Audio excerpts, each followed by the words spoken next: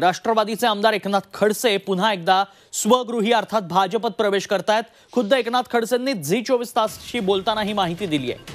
15 दिवसांमध्ये दिल्लीत पक्षप्रवेश करणार असल्याचं खडसे म्हणतायत। त्यामुळे लोकसभा निवडणुकीच्या तोंडावर राष्ट्रवादी शरद पवार गटाला मोठा धक्का आहे।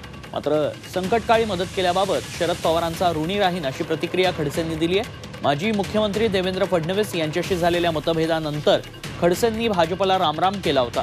त्यानंतर राष्ट्रवादीने त्यांना विधान परिषदेवर आमदार म्हणून पाठवलं।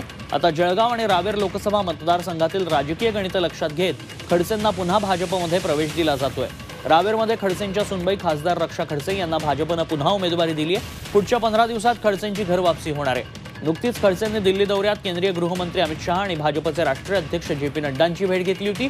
भाजप आपलं जुनं घर असून पुन्हा घरी परतायला आपण उत्सुक असल्याचं खडसेही म्हणतात।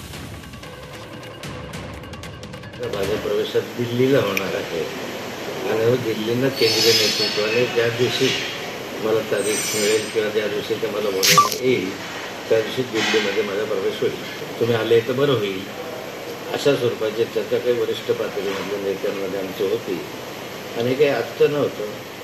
हर 4-6 महिन्यापासून अशा स्वरूपाची इच्छा त्यांनी व्यक्त केली होती आणि त्या दृष्टिकोनातून माझी राजकीय परिस्थिती पाहिल्याशिवाय मी निर्णय घेऊ शकत नाही असंही त्यांना मी विनंती केली होती आणि आता त्यानुसार मी निर्णय घेतला।